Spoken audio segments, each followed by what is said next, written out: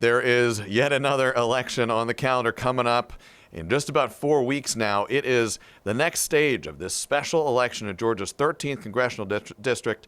6 counties in metro Atlanta are one step closer to selecting their next representative in Congress to serve out the remainder of the late Representative David Scott's term in office. That race is now headed to a runoff between Everton Blair and Marcye Scott, both Democrats. Marcye Scott is the daughter of Representative David Scott, and she joins us right now. Thank you for being with us. I know it has been a busy few days. I think this is a good place to start. You got the news on Tuesday that you were the top vote getter. You're headed to this runoff now in 4 weeks' time. What is your message to voters now that they have yet another election to come out for? Well, I'm keeping my message the same, which is basically making sure that we get the $40 million down and the money that has been requested for the district. It's very important. We don't have a lot of time to accomplish a lot during this term, but that is one thing we can definitely do. And I emphasize to people, if we don't take advantage of this, the money will go away. So we have to make sure that you have somebody in office that's knowledgeable of the projects and that have the connections with the individuals like the county commissioners and the other local officials that are tied to these projects.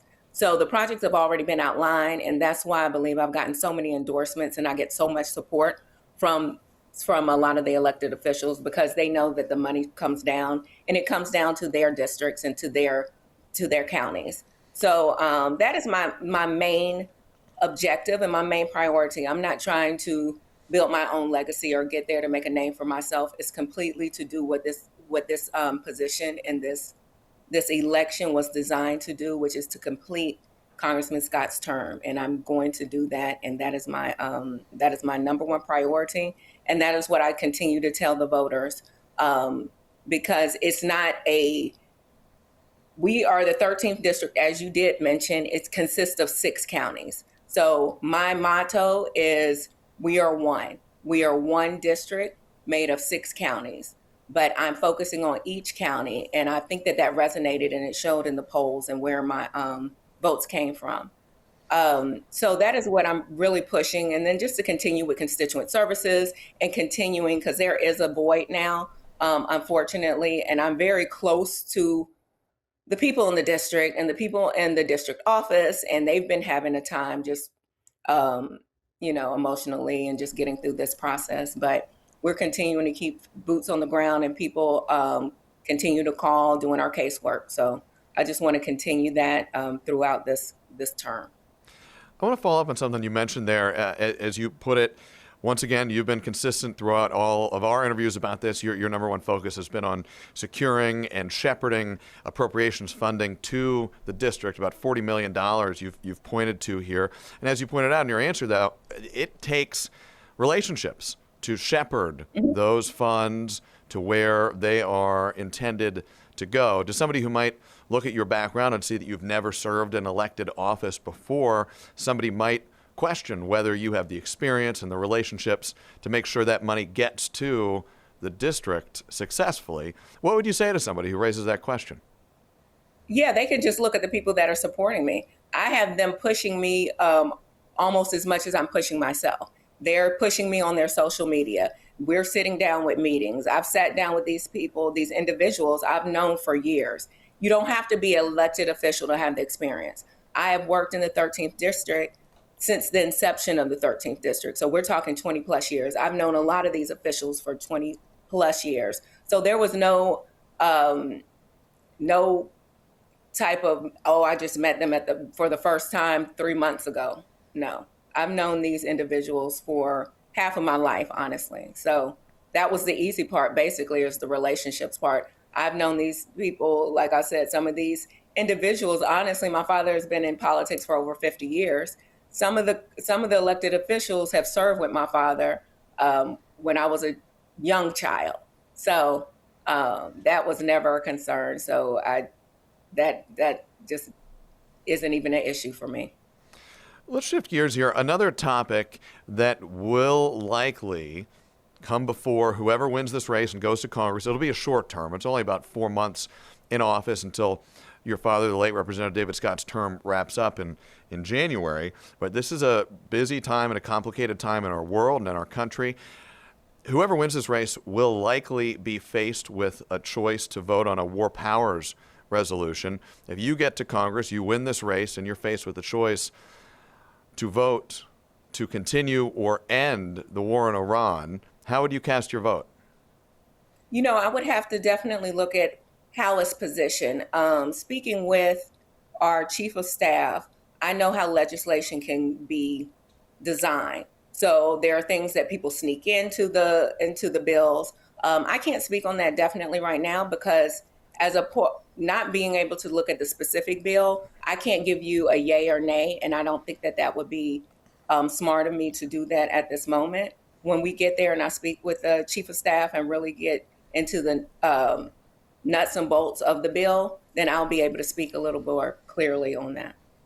Let's zoom out and just talk conceptually, stripping away kind of the legislative ins and outs, because you're right. I mean, every bill does come down to the text. But just as a policy position, do you support the continuation or the cessation of the war in Iran? Well, the thing is that it definitely has not been good. I label it as Trump's war, and it could be a forever war. It's not good for the country. The prices are going up. You've got gas going up. Me specifically, honestly, as a constituent and on my own end, I would definitely vote to end the war. I don't see any benefit in it at this point.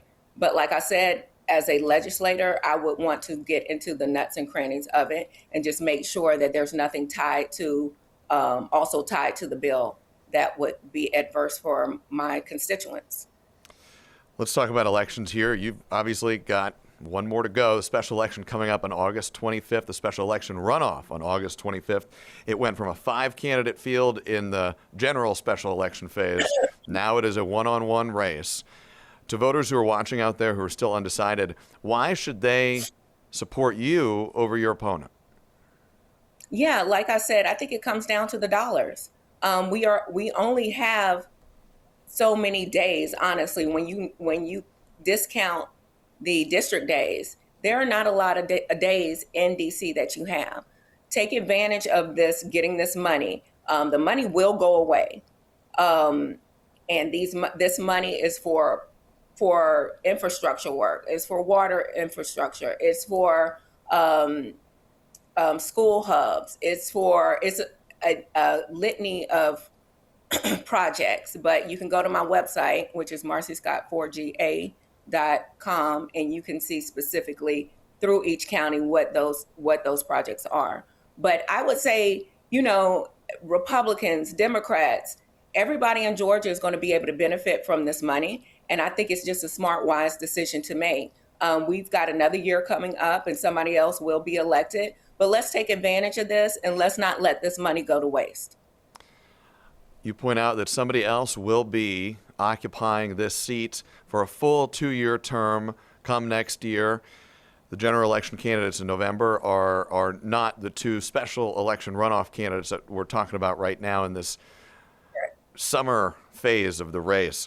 If you win this race, though, Ms. Scott, I am curious. If you win, do you see this as the beginning of a political career for you, or is this your one and only foray into elected politics? Never say never. There's more to being an elected official than campaigning. Campaigning has been the part that I'm very comfortable with. I've done it my whole life, so that has never been a problem. I love the people. The people seem to love me. I'm getting a lot of great feedback. Once I get into DC and once I get elected, I'll see what that other side, how that looks. And I foresee me, just analyzing it at that point. I'm never going to say never. But I feel like I've ran a good race and I feel like I've got a lot of support out there. And people have asked me the same question you've asked me. And so you never know. Probably won't be the last time you see me. All right. I think it's a good place to end it for now. Marcye Scott, a Democrat. I did have some breaking news if you'd like it. You're first to know. Go ahead, please. I did get endorsed by Georgia's AFL-CIO, so they jumped on board. I had been speaking with them earlier in the other election, but they see the importance of this race too, and they know what that means to the labor union, and they know what that means to getting jobs down with these the money and these projects. So that's breaking news, hot off the press. Well, we always appreciate these kinds of interviews with all candidates, yourself certainly included, and I know our audience does as well. These opportunities to hear from y'all in full in an election for only a couple months in Congress, but a big 4 months.